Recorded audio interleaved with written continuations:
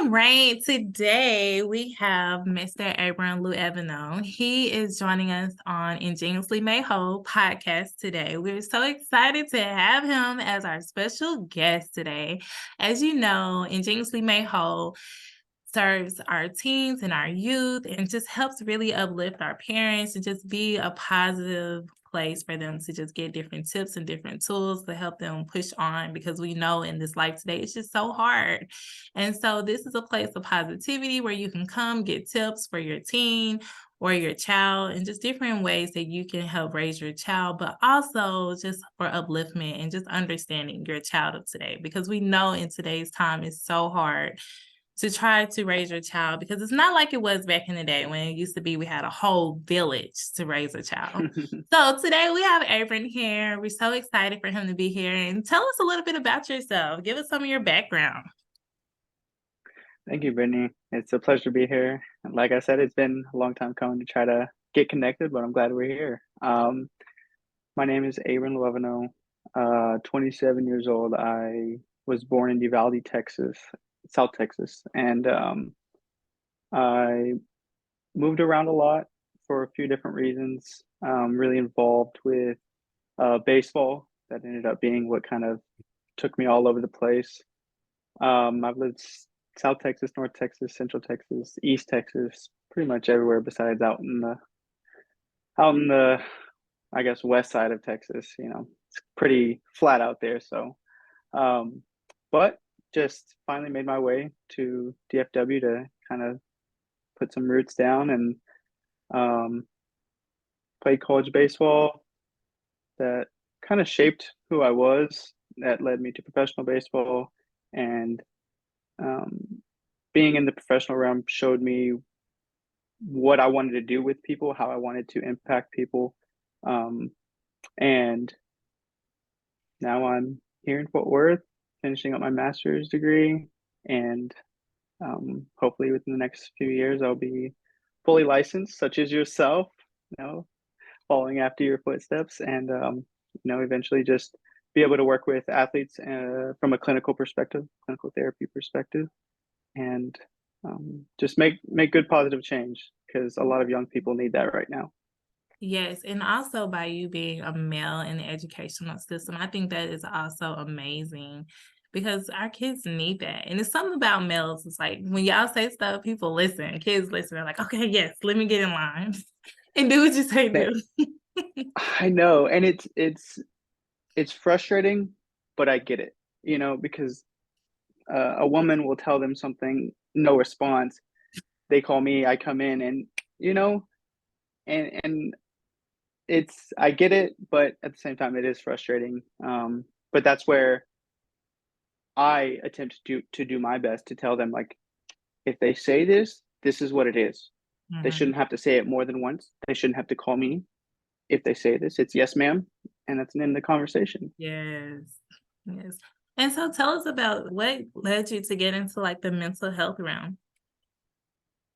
I would say definitely my own mental health. Mhm. Um, I though I did play at the professional level, I know that my mental health definitely played a part in the length of my career. Um, I think largely because of my own decision making, but life definitely got to me in my teenage years, Mhm. um, from moving a lot to my parents' divorce to dealing with just the general pressures of being a teenager growing up. Um, I definitely suffered from uh, depression in a way, and I don't think on a clinical level, but I definitely think I was avoiding a lot and trying to find different avenues to try to pacify that hurt in me.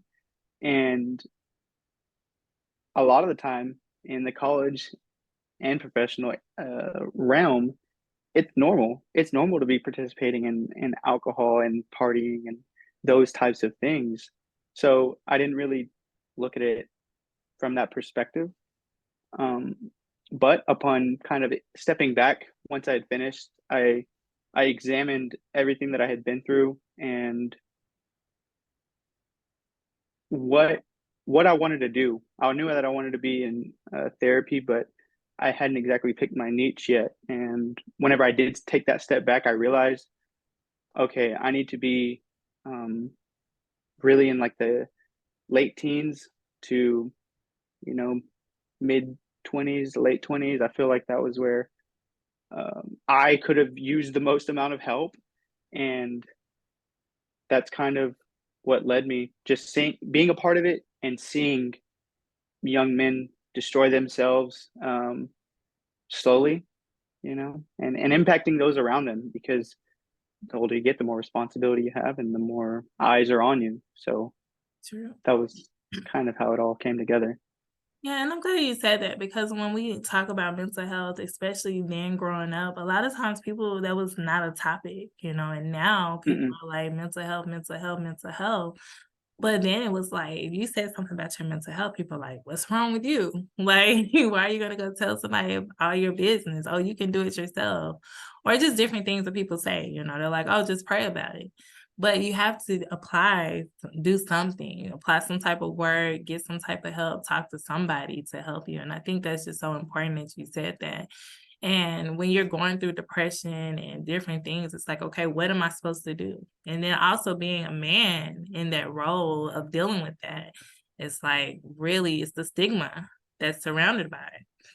And it's like, I'm glad you said that because it doesn't matter if you're a man or a woman. We all go through things. Mm-hmm.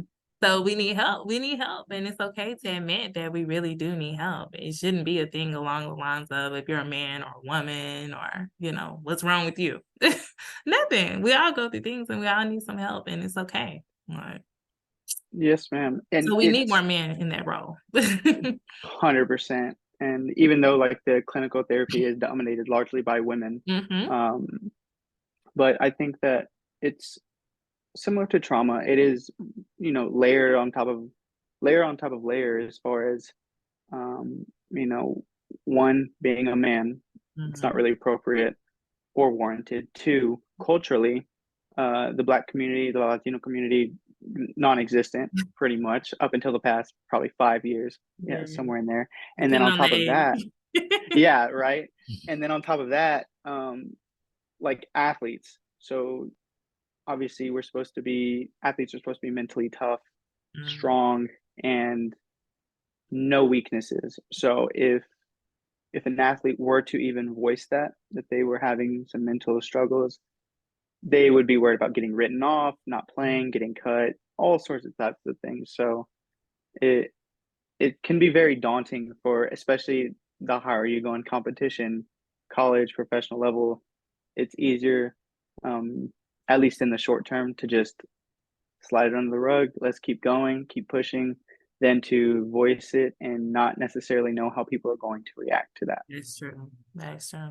So that brings us to our next point. Who would you say has been the most influential in your life?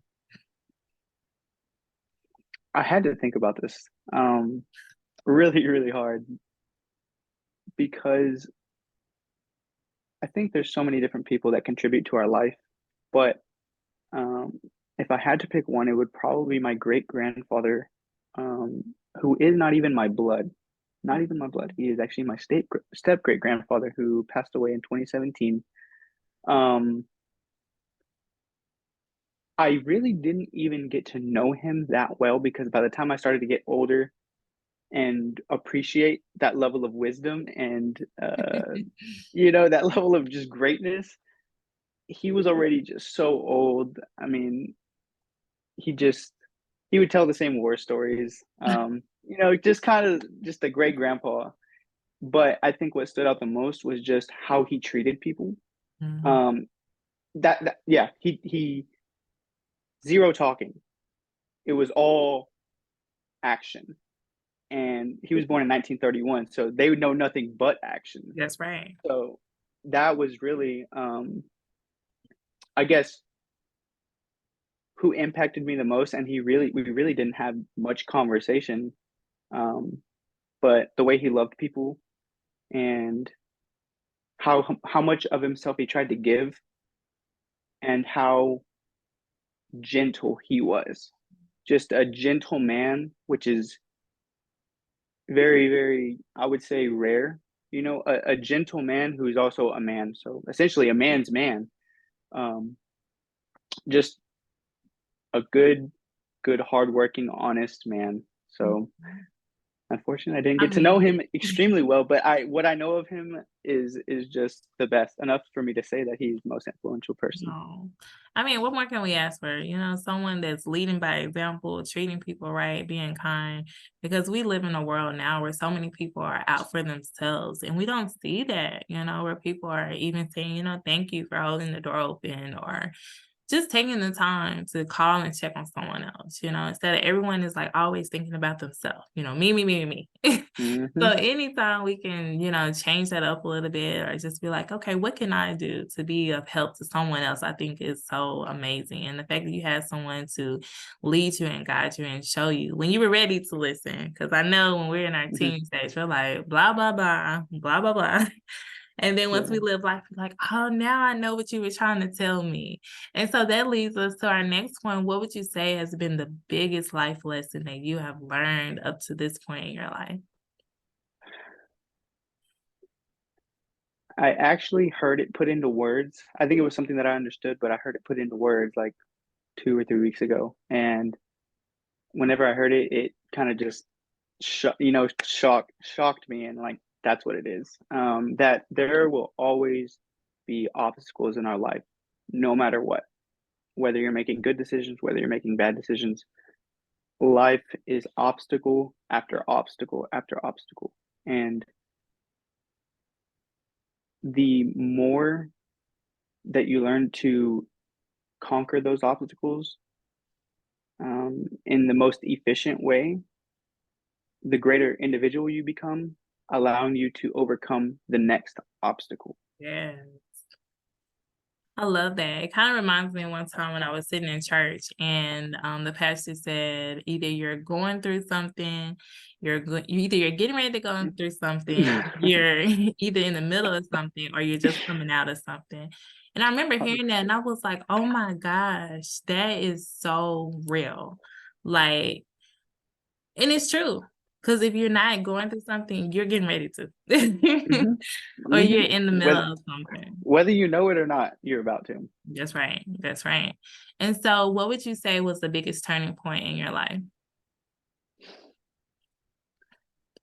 When I started reading books, Same here. like Same here. it changed everything. And ironically, I started reading the Bible and other books at the exact same time, like within a month of each other. And everything changed. My whole world changed. My mind changed. I changed. Um, I can't, the only way I could describe it is like a tiny little flame, and then gasoline is the reading in the books, and like just gasoline just makes it explode. And that's what reading did for me. It changed my world.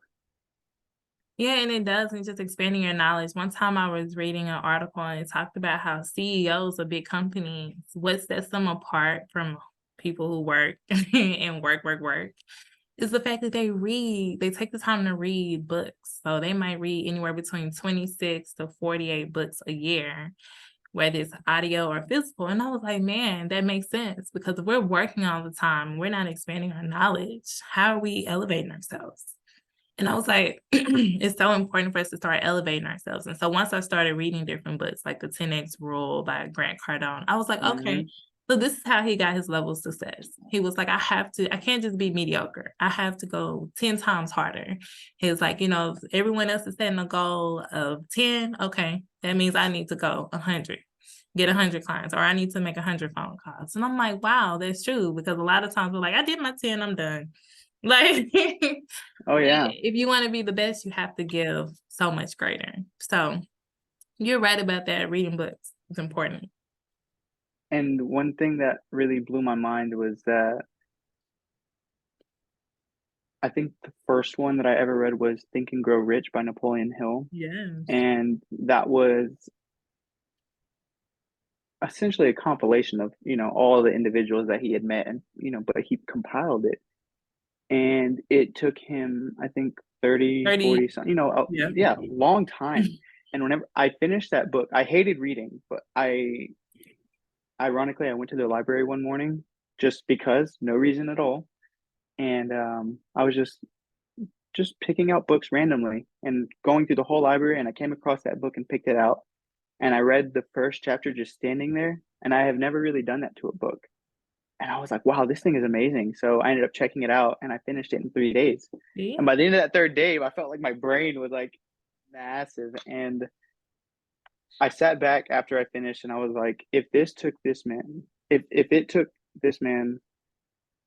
30 plus years, if Mhm. not his whole lifetime, to write this book, and I read it in 3 days, Mm, I just gained that much knowledge, that's right. and it like showed me what the power of reading books is, and it really changed it. And another thing I heard, that once I started reading books, I had read somewhere that Warren Buffett spends like almost double digit hours reading in order to make like 2 or 3 decisions for his entire day. And that just showed me how important reading is before you're actually making a decision. So That's true. just all those combination of things really just set it off. Yes. And you just help me see on a broader scale. It's like, from in the role that we play, in our day-to-day lives with counseling and social emotional learning. It just really shows when we're dealing with the adults, if they're not getting that knowledge, they can only Hmm. communicate based on what they know. But they Hmm. don't know that they need to expand their knowledge so they can share this and lead their child. It makes a difference. And so that's why It we're like, we're makes. not gonna blame the child, but also as a parent, you gotta do your part and, expand your knowledge because we can't just use social media as knowledge. Hmm. It's a Man, that's a whole Right, conversation in that's right. itself, but That's part but 2. Part 2. yeah, right. No, that's no joke at all, man. So what would you say is something that our young are just facing, whether it's a young adult, a young teen, what are they facing in today's society? What challenges would you say? I am going to say the word, but I think that words mean different things. So I would say entitlement, Mm, and Imma that snap can up that mean, one. yeah, that can mean so many different things. And for me, whenever I say entitlement, it's that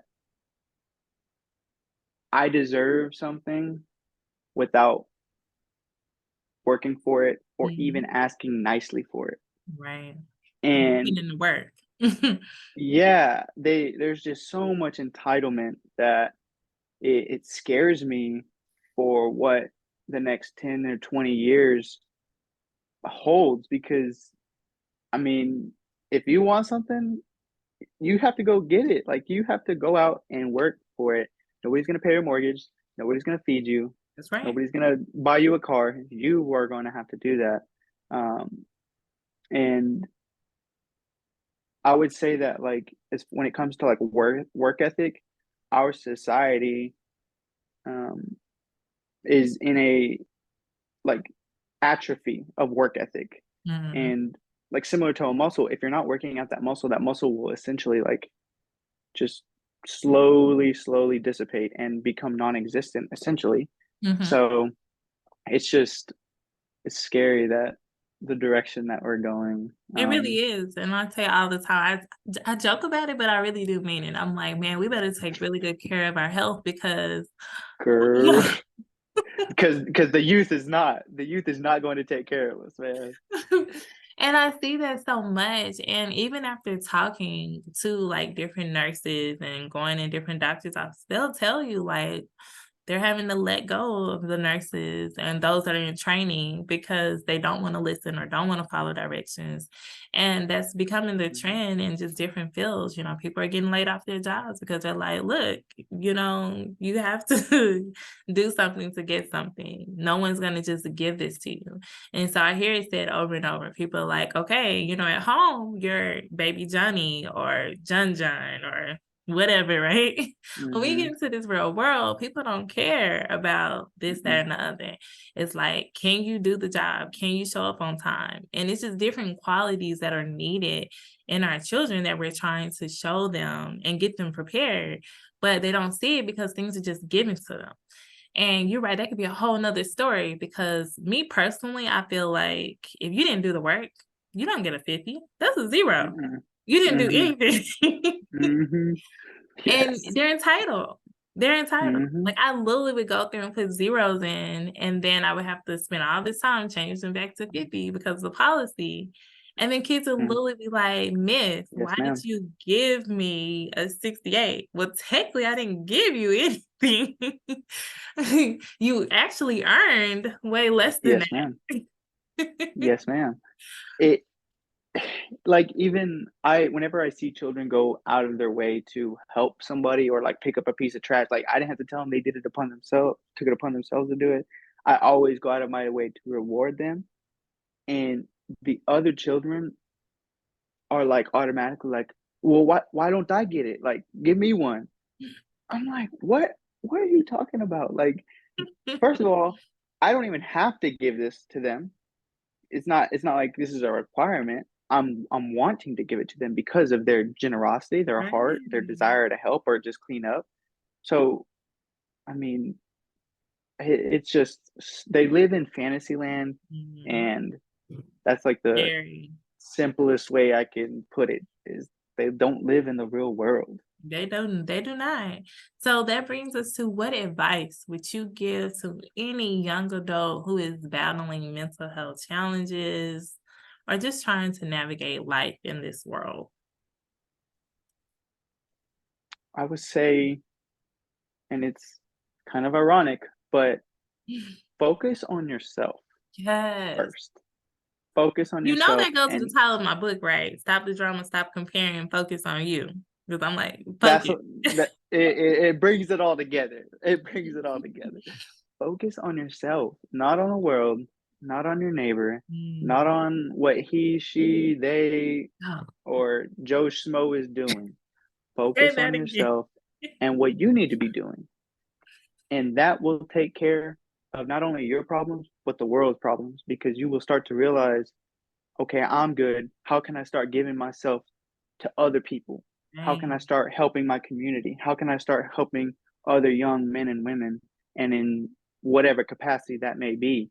Mhm. So, and I think the world, the powers that be, the government, social media, whoever you want to call it, they, the world, wants to distract you at every single crisscross turn.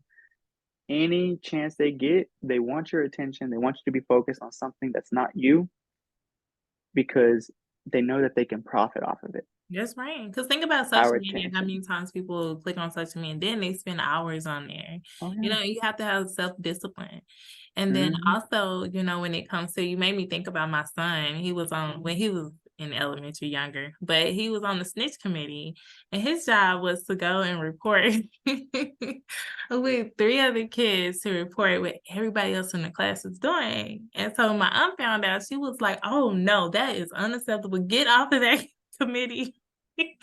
But it's like we're teaching them mind your own business, stay in your own lane. But then Mm-hmm. it's like, they're around their friends and they hear other things, like, and it becomes the norm. That's why it's like, Miss, he's Mm-hmm. doing something, she's doing something. It's like, no, focus on yourself. If you do the right thing, if everyone focuses Mm-hmm. on themselves, then we'll have a whole class Mm-hmm. of people doing the right thing. But I think it's hard because even I see that with the adults, the parents, they come up here, they're like, hey, such and such did this in the drop off line. I'm like, okay.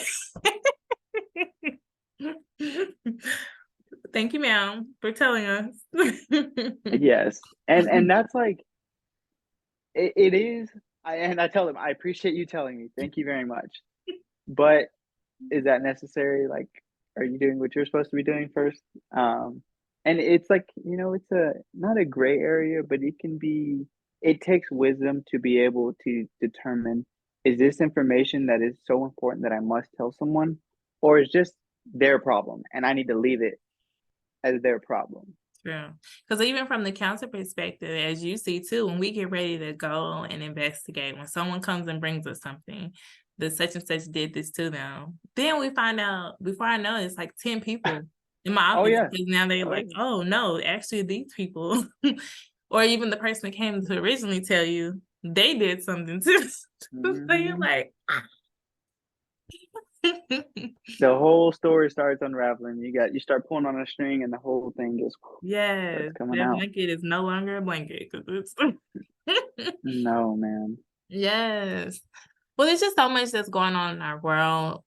And I think it's just important for us to just bring that to the attention and just let people know that, we're here. If you have mental health challenges, don't sweep it under the rug. No matter who tells you Mm-mm. to like, oh, it's okay. No, if you're feeling some type of way, go seek help. You can seek a therapist, you can journal, take a walk, just do things to make sure that your mental health is in check. Because even for you and I, with our jobs being so stressful and so demanding, and then we have Mhm. family on top of everything Oh else that yeah. we do, I Yeah. think it's so important for us to check ourselves.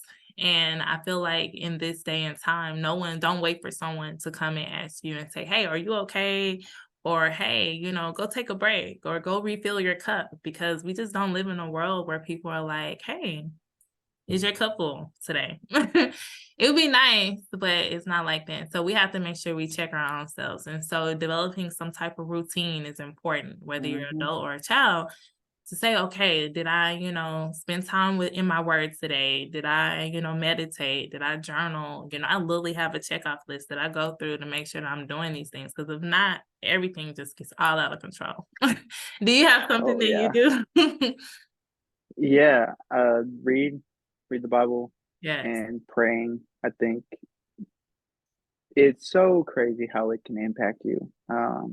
Even like subconsciously and unconsciously, you don't even realize how it, excuse me, how much it is helping you until you Mhm. stop and you just get all out of whack. Like you said, everything just goes crazy.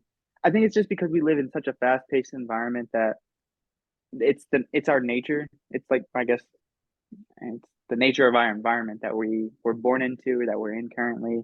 Um, and finding ways to like kind of pump the brakes is Yeah. really the thing, on top of like working out. Working out for me is so helpful, and it can be a wide range of things.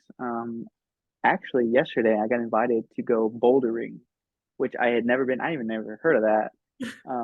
But even that was so much fun. It was extremely tiring. Like my forearms and hands are toast today, but it was a totally different like atmosphere. I'd never done anything like that. It was scary to me. I'm not too big on heights, Yeah, me either. because you don't have a harness on. Like you're just climbing, and I'm telling you, it is so exhilarating.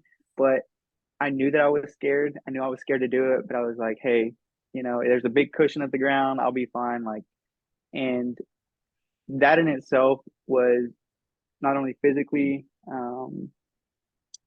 I guess, exhilarating. It was mentally and emotionally exhilarating too. So, and I'm a person of habit, just like any human, but I like to just lift weights and I like to run. So doing that was really out of my comfort zone. But I definitely will go back. Yes. Absolutely go back. So Awesome. I'm glad you shared that because we have to overcome our fears and just be willing to do something out of our comfort zone.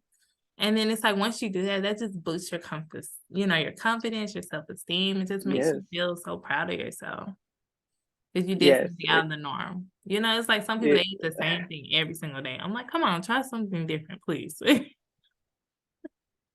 I love to try different foods, but if you put the same thing, chicken, in front of me, I can literally eat chicken every single day and I will be so happy. But I love to explore.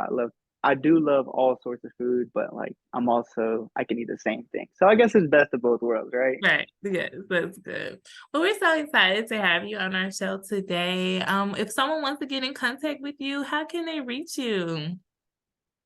So they can actually go to my website. It's my first name, last name, .com, abram11.com. And you can set up, well, at that point, you can send me a message and we can set something up. That'd probably be the best way. Awesome. Do you want to spell your first and last name so they can reach you? Absolutely. ABRANLUEV as in Victor, ANO.com. All right, awesome. Well, we look forward to people contacting you and reaching you. And we're just so excited for you to be on Ingeniously Made Whole and choosing my podcast to be on today.